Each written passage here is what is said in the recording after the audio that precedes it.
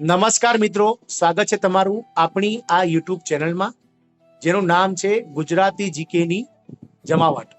મિત્રો, આજના વિડીયોમાં આપણે વાત કરીશું સામાન્ય વિજ્ઞાનને લગતા મોસ્ટ આઈએમપી વન લાઇનર પ્રશ્નો વિશે, જે આવનારી મિત્રો જીએસઆરટીસી એટલે કે ગુજરાત રાજ્ય માર્ગ વાહન વ્યવહાર નિગમ લિમિટેડની જે ભરતી છે 7400 કરતા પણ વધારે ડ્રાઈવર અને કંડક્ટર, સાથે જ મિત્રો ફોરેસ્ટ ગાર્ડની જે 700 કરતા વધારે જગ્યાઓ માટે લેખિત પરીક્ષા લેવાની છે, અને ટૂંક સમયમાં જે 12,000 જેટલી પોલીસ ભરતી અને 4,000 કરતા પણ વધારે ગૌણ સેવા પસંદગી મંડળની મિત્રો ક્લાર્કની ભરતી જે બહાર આવવાની છે, આ તમામે તમામ ભરતીઓમાં મિત્રો મોસ્ટ આઈએમપી અને ખૂબ જ ઉપયોગી એવા સામાન્ય વિજ્ઞાનને લગતા વન લાઇનર પ્રશ્નો વિશે આજના વિડીયોમાં આપણે જાણીશું.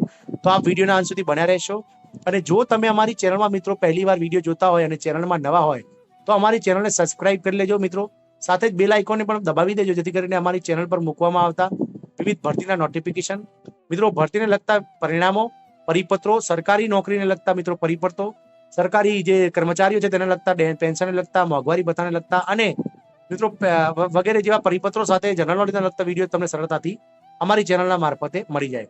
તો મિત્રો જાણીએ સામાન્ય વિજ્ઞાનને લગતા વન લાઇનર કેટલાક પ્રશ્નોની. પહેલો પ્રશ્ન છે મિત્રો, વરસાદનું પાણી ક્યાં જાય છે તેનો અભ્યાસ કોણે કર્યો હતો?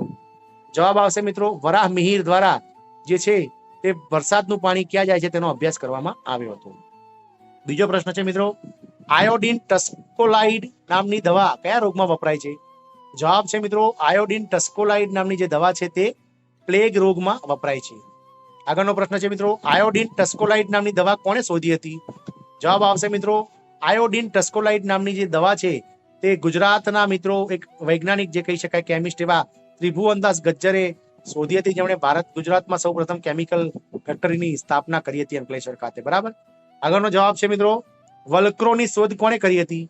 જવાબ છે મિત્રો વલ્ક્રોની શોધ જ્યોર્જ ધ મસ્ટોલે કરી હતી. આગળનો પ્રશ્ન છે મિત્રો, કયું પ્રવાહી ઉષ્માનયનની રીતથી ગરમ થતું નથી? જવાબ આવશે મિત્રો પારો એક એવું પ્રવાહી છે જે ઉષ્માનયનની રીતથી ગરમ થતું નથી. નેક્સ્ટ ક્વેશ્ચન છે, શરીરને શક્તિ પૂરી કોણ પાડે છે? જવાબ છે મિત્રો કાર્બોદિત પદાર્થો જે છે તે શરીરને શક્તિ પૂરી પાડે છે. નેક્સ્ટ ક્વેશ્ચન છે, કોષ અને માંસપેશીઓની રચનામાં મહત્વનો ભાગ કોણ ભજવે છે? જવાબ આવશે મિત્રો ચરબી જે છે તે કોષ અને માંસપેશીઓની રચનામાં મહત્વનો ભાગ ભજવે છે. આગળનો પ્રશ્ન છે મિત્રો, જૈવિક ક્રિયાઓનું નિયમન કોણ કરે છે?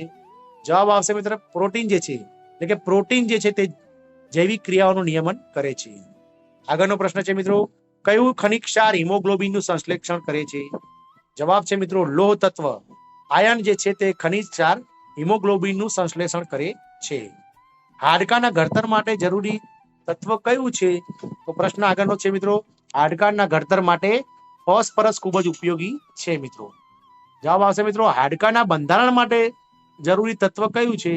તો જવાબ આવશે મિત્રો હાડકાના બંધારણ માટે કેલ્શિયમ જે છે તત્વ ખૂબ જ જરૂરી છે મિત્રો. આગળનો પ્રશ્ન છે મિત્રો, પ્રવાહીમાં રહેલ સ્થાયી કઠિનતા શાના દ્વારા દૂર કરી શકાય છે? જવાબ છે મિત્રો રિવર્સ ઓસ્મોસિસ પ્રોસેસ એટલે કે આરઓ સિસ્ટમ દ્વારા પ્રવાહીમાં રહેલ સ્થાયી કઠિનતા દૂર કરી શકાય છે. આરઓ રિવર્સ ઓસ્મોસિસ પ્રક્રિયા કહેવાય મિત્રો. આગળનો પ્રશ્ન છે મિત્રો, કોષ માટે પ્રોટીન સંશ્લેષણની ક્રિયા કોણ કરે છે? જવાબ આવશે મિત્રો રિબોઝોમ છે જે કોષ માટે પ્રોટીન સંશ્લેષણની ક્રિયા કરે છે. નેક્સ્ટ ક્વેશ્ચન છે મિત્રો, કોષીય પાચનની ભૂમિકા કોણ ભજવે છે? જવાબ આવશે મિત્રો લાઇસોઝોમ જે છે તે કોષીય પાચનની ભૂમિકા ભજવે છે. આગળનો પ્રશ્ન છે મિત્રો લાસ્ટ પ્રશ્ન, કોને કોષનું પાવર હાઉસ કરવામાં આવે છે? જવાબ આવશે મિત્રો કણાભ સૂત્રને કોષનું પાવર હાઉસ કહેવામાં આવે છે.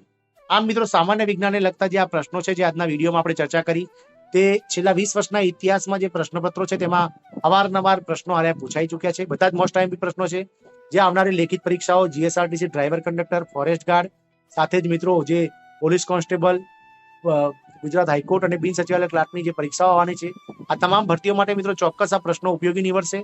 આપ આ પ્રશ્નો શાંતિથી સાંભળી અને નોટ ડાઉન કરી લેશો, અને આવનારી પરીક્ષાઓમાં મિત્રો ક્યાંક આ પ્રશ્ન પૂછાઈ જાય તો તમને એનો જવાબ સરળતાથી આવડી જાય તેવી આશા છે. જય હિન્દ, અસ્તુ.